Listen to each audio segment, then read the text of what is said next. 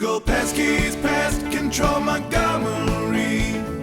No bug will survive.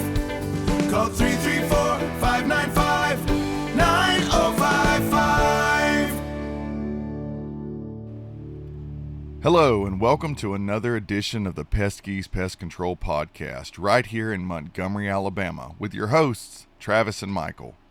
We do this podcast as a community service for the river region. This includes Montgomery, Prattville, Millbrook, Wetumpka, Pike Road, Auburn, and any other surrounding areas for people just like you.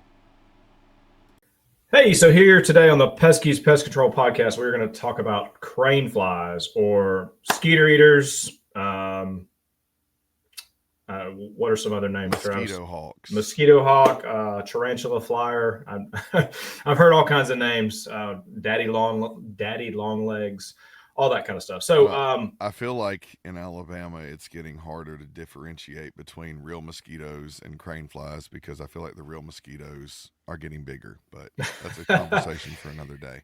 Well, let's see. May it rained, I think, every other day. So It's still raining every other day. Yes, it is still raining every other day. So I think the biggest takeaway from here with mosquito hawks or crane flies are that they are not mosquitoes. They do not bite. They do not cause any issues. Like mosquitoes, they just kind of buzz around and are extremely annoying. Yes, but unlike mosquitoes, they, like you said, they don't bite. They don't consume, human or animal blood as their primary source of food.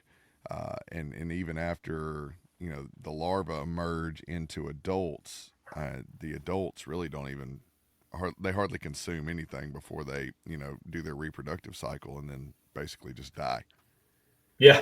10 to 15 days and they're goners. And really they're just kind of bouncing around. Like we get calls from customers. They'll say, hey, I've got a very large mosquito I've never seen before, or a very large mosquito buzz around the house. And that's typically what it turns into, is a crane fly issue, which there's no treating an adult crane fly. It's just they fly around, they die, and then they start back over spring to fall. Right. And I mean, honestly, their primary focus or primary, I guess, benefit to the environment is that they're basically, one, decomposers. So, and I'm going to assume that's probably more on the larval side where they've, laid whatever eggs they're going to lay, the larvae hatch and probably feed on organic matter around the soil, decomposing things. Probably very much like a termite does, just returning those items into the soil and enriching the soil. And then the other thing is just being a food source for other animals, for things such as, fish, other insects, birds, bats, and just other animals. I'm sure probably, lizards and things like that too. So when they emerge in large numbers, and like you said, customer calls, they're flying around inside your house because inevitably once you open the door, they're going to come flying in. In those times when they're kind of ballooning in their population, that's when other animals get to feed on them and use them as one of their food sources.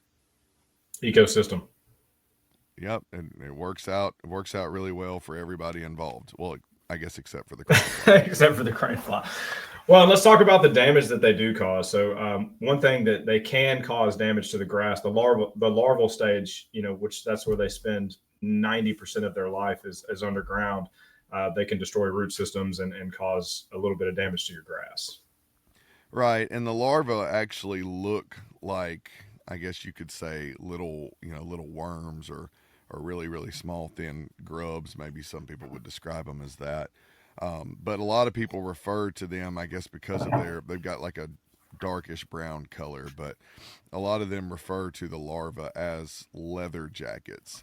And like you said, the adults really don't damage anything, but leather jackets can certainly hurt lawns and gardens. They'll feed on plant roots and, I'm sure could either kill your grass or kill your plants, or definitely make your yard, off-colored or something like that too. So certainly could become a nuisance to someone who really likes a very manicured, well-watered and lush lawn or lush, group of plants in a garden. Yeah, definitely. I just lost my train of thought. So we're talking about the larval stage. Oh, where they like to breed. So biggest thing is going to be always a water source, major water source, marshes, ponds. They're always going to lay eggs kind of near that area. That's going to help those eggs thrive. And of course, you're going to have a lot of crane flies during the spring and fall. Right, and it just depends on what breed of crane fly there are. Here in Alabama, most of the time, like you said, spring into summer, you're going to get your biggest group of population. But there's even a European crane fly that will actually start to hatch and grow, from the August to September, sliding over from late summer into early fall as well. So, there's really a large time block when you as a customer may actually see them.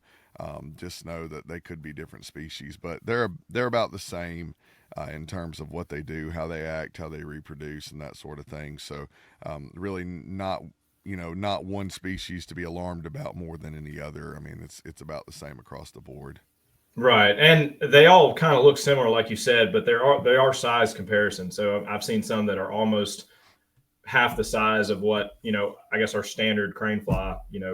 I would say probably 2 inches long, roundabout. Right, probably on the high end, and I know that makes people a little nervous to see that sitting on their wall, or to come essentially swooping down while you're trying to walk through a doorway or walk outside, and kind of their erratic flight behavior may especially scare your kids or something, and they're walking by them, but certainly harmless, certainly can't do anything to you, and other than just really being more of a nuisance than anything. Well, so I think the takeaway is if you see a bunch of crane flies buzzing around your house, just watch the ping pong effect, and they'll go away in about 10 to 15 days. And they are not mosquitoes. Not mosquitoes, yes. Hello, and thank you for listening to another edition of the Peskies Pest Control Podcast with your hosts, Travis and Michael. If you have any questions in reference to what we discussed today, give us a call at 334-595-9055, and you can ask for me, Travis McGowin. I'll be more than happy to speak with you. Make sure you share this podcast with your friends and family, and subscribe to us on Apple, Amazon, Spotify, and any of the other major streaming platforms. Thanks, and we'll see you next time. Google Peskies Pest Control Montgomery. Number